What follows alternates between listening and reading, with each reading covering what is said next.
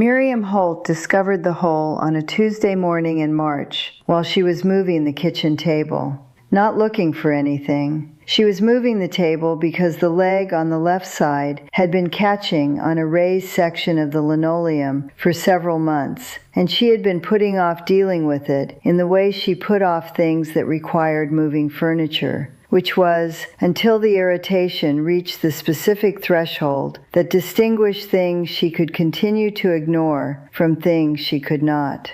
The threshold had been reached on the Tuesday morning, and she had moved the table and found the raised section of linoleum and had crouched down to press it flat, and had discovered that the reason the linoleum was raised was not that it had bubbled or lifted from the adhesive beneath, but that something beneath it was pushing it up from below. She pressed with her hand. The linoleum gave in a way that linoleum did not give when the only thing beneath it was floorboard and subfloor. She went to the utility drawer and found the flathead screwdriver and worked the edge of the linoleum back and folded it away from the raised section and looked at the floorboard underneath. The floorboard had a hole in it, not a hole that had developed, a hole that had been made. The edges of the opening were cut rather than broken, the saw marks of old work visible in the wood, and the opening was approximately 8 inches by 6, large enough to see through, but not large enough to reach through without purpose. She put the screwdriver down. She got her torch from the kitchen drawer where she kept practical things, and she shone it into the hole. The darkness below the hole was deeper than the standard cavity between a floorboard and the ground beneath a house of this age, which was the darkness of 8 or 10 inches. This darkness went further. She sat on the kitchen floor of the house she had lived in for 47 years, and that her mother had lived in for 33 years before her, which meant the house had been in her family for 80 years. And she shone her torch into a hole in the floorboard and understood that what was below the kitchen floor was not what she had thought was below the kitchen floor. She was 78 years old. She had grown up in this house from the age of 2 when her parents had moved in and had been here for every significant year of her life, the years of childhood and school, and the years when she had left and come back and left again and come back again, in the specific pattern of a person whose life had moved in several directions before arriving at the conclusion that the house was the thing that persisted while the directions changed. She had raised 2 children in this house. She had buried her husband from this house 18 years ago. She had been alone in it since, and had found the aloneness to be, on balance and with some exceptions, the condition that suited her. She knew the house. She had believed she knew the house. She shone the torch into the hole in the floorboard and revised her understanding. She called her son David that evening. David was 51 and lived 40 minutes away, and had the quality that she had always valued in him, which was the quality of arriving at situations with the full application of his attention, rather than the portion of attention he could spare.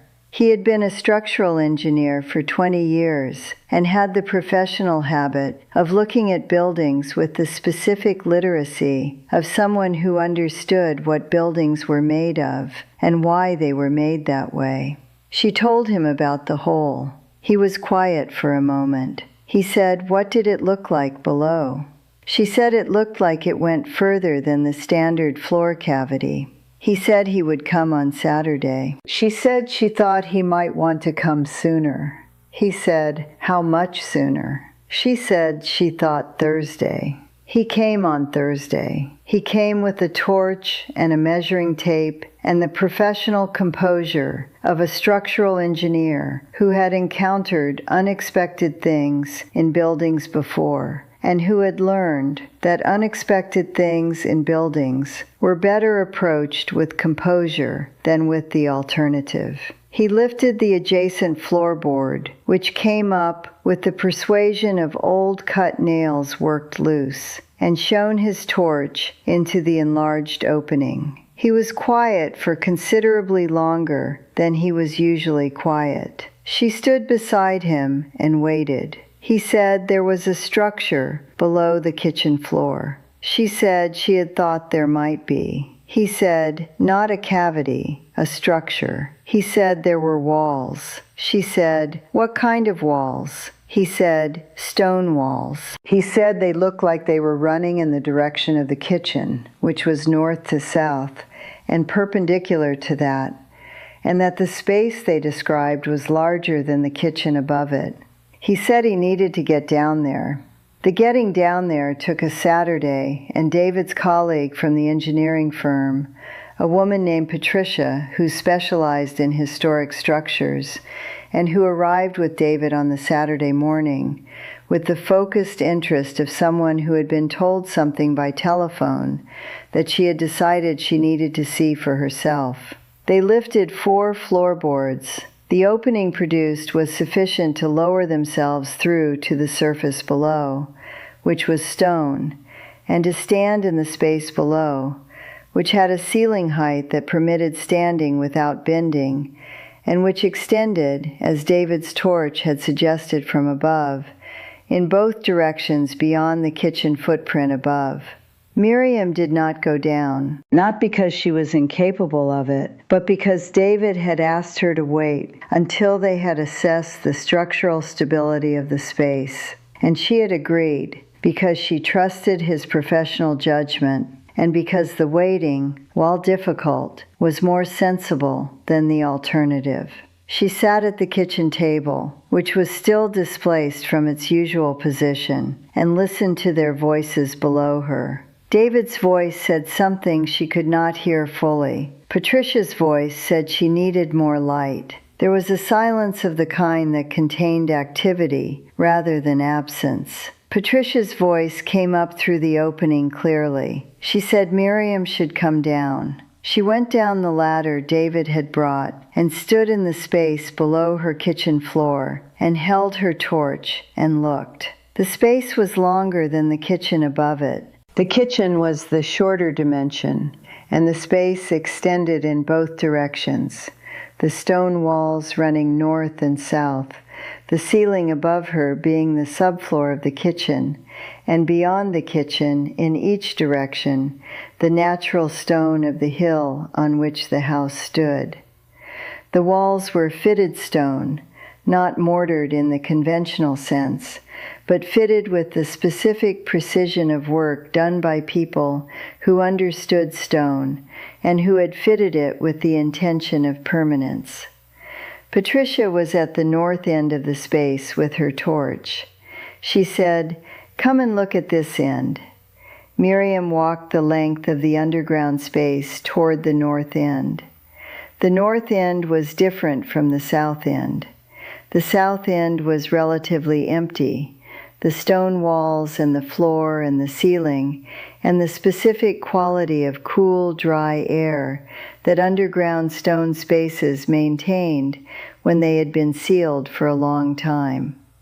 The north end had shelving, not the shelving of a root cellar or a food store, which was what Miriam had been constructing in her mind as the most likely explanation for an underground space beneath a farmhouse kitchen. The shelving was stone, integral to the walls rather than fitted against them.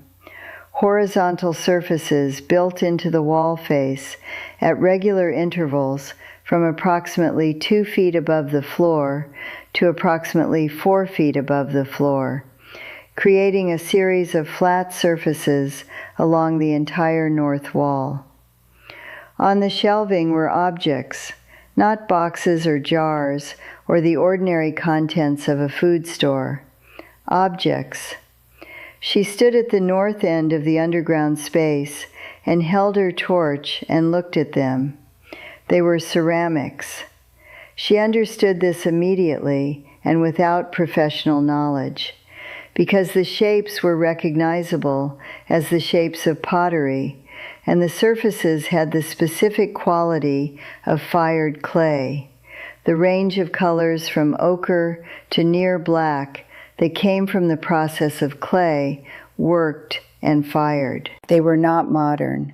She did not need professional knowledge to understand this either, because the specific quality of the objects was not the quality of things made recently. The shapes had the organic variation of things made by hand, the specific variation that came from each piece being the work of hands rather than molds. The surfaces had textures that were not decorative in the conventional sense, but that were the textures of process, the marks of making, rather than the marks of finishing. Patricia was beside her.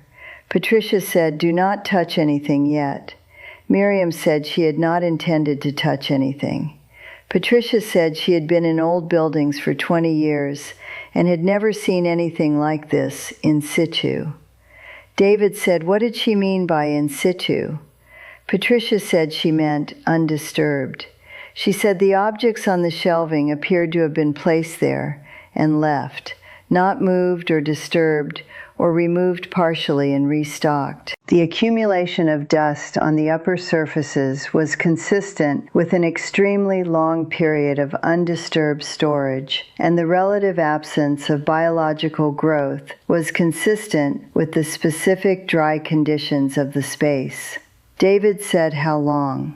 Patricia said she was not going to speculate without analysis, but that her preliminary assessment, based on the quality of the ceramics and the construction of the shelving and the specific condition of the space, was that she was looking at something significantly older than the house above it. Miriam said, "How much older?" Patricia looked at her. She said the house above had been built in the 19th century. The stone construction below was not 19th century construction. The technique and the material and the specific form of the stone fitting were consistent with work from a considerably earlier period. She said earlier in a way that did not specify a date, but that had a quality of implication. Miriam looked at the objects on the shelving.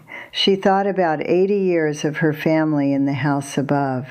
Her mother cooking in the kitchen above this space, her own children in that kitchen, the table with the leg that caught on the raised linoleum. She thought about the people who had made the shelving, and the people who had placed the objects on it, and the length of time between those people and the Tuesday morning when she had moved the table. She said to Patricia, what did she think should happen next?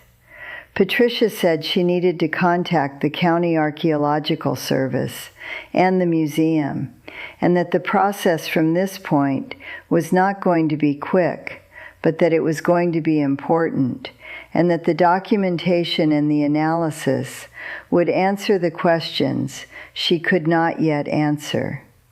She said one more thing. She said that the objects on the shelving, if they were what she believed they might be from her preliminary assessment, were not the kind of thing that belonged to any one person or any one family, regardless of whose floorboards they were under.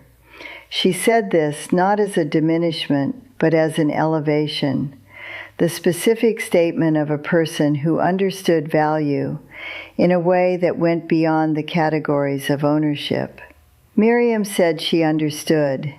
She looked at the objects on the shelving one more time.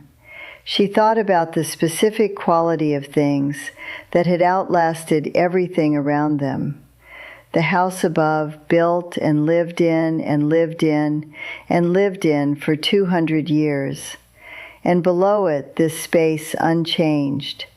The objects on the shelving in the positions they had been placed in, by hands that had been gone for longer than she had any certain way of knowing. She said she would like to know who made them. Patricia said so would she. David said, "So would a great many people." They climbed back up the ladder into the kitchen. Miriam made tea at the kitchen counter, while David replaced the floorboards carefully over the opening, and Patricia began making calls from the sitting room with the focused urgency of someone who had encountered something that required urgency. She drank her tea at the displaced kitchen table and looked at the linoleum that she had folded back on a Tuesday morning because the table leg had been catching on a raised section. She thought about the 47 years she had lived in this house, and the 33 years her mother had lived in it, and the 80 years of her family in a house that had stood above a stone space that had been there before the house, and that had been sealed below the kitchen of first one family and then another, for a length of time that Patricia had not been willing to specify, and that the subsequent process would eventually determine. The archaeological service came on Monday. They came with the equipment and the professional composure of people who had been told by Patricia what she had seen and who had arrived in the state of contained excitement that professionals maintained when they understood they were about to encounter something significant and were managing the understanding with the discipline their training required. The lead archaeologist was a woman named Dr. Sarah Owen, who was in her 40s and who had the quality of a person who had spent 20 years looking at the evidence of the past with the specific literacy that training gave you, and who stood at the opening in the kitchen floor and went down the ladder and came back up 15 minutes later and stood in Miriam's kitchen and was quiet for a period that was longer than a professional person was usually quiet. She said she needed to ask Miriam some questions about the house and its history. Miriam said she would tell her what she knew. Dr. Owen asked how long the family had been in the house. Miriam said 80 years, her mother's arrival, and then her own continuous presence. Dr. Owen asked if she knew anything about the history of the house before her mother's arrival. Miriam said she knew it had been a farmhouse and that the land around it had been farmed, which was what most of the properties in this part of the county had been before the 20th century changed what they were. Dr. Owen said, did she know anything about the history of the land itself before the farmhouse? Miriam said she did not. Dr. Owen said she was going to tell her something she believed to be true based on her preliminary assessment, and that the full analysis would confirm or revise. She said the construction below the kitchen floor was not farmhouse construction. She said it was not 19th century construction or 18th century construction. She said the stone fitting technique and the specific characteristics of the space were consistent with construction from a period she was currently placing as medieval or earlier, and that the ceramic objects on the shelving, several of which she had examined with her torch, were consistent with that assessment. She said the hill on which the house stood had apparently been used for considerably longer than anyone living had known. Miriam looked at her. She said, "How much longer?" Dr. Owen said she was going to give a preliminary range rather than a specific date. She said the range was the middle centuries of the first millennium. Miriam held her tea mug. She did not have the specific historical knowledge to attach an exact context to the middle centuries of the first millennium in this part of Wales. She had the general education of a person who had lived in the Welsh border country for 76 years, and who understood that the ground beneath her feet had a history that preceded her family's presence by lengths of time that were difficult to hold as real rather than abstract. She had not understood that the history was literally beneath her feet, beneath her kitchen floor, in a space that had been there through her mother's cooking and her own cooking and the meals of her children, and the table with the leg that caught on the raised linoleum. She said to Dr. Owen that she would cooperate fully with whatever the process required. Dr. Owen said she had expected that. She said Miriam would be part of the record of this, the discovery and the cooperation, and that the record was the kind of record that persisted in the way that the objects below had persisted. Miriam looked at the kitchen floor.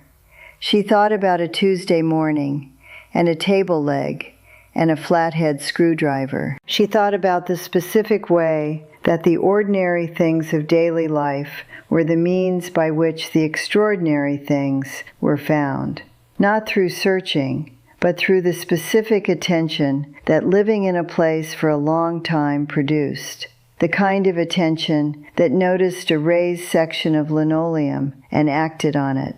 She put her mug down. She said she supposed she had better find out what she had been living over.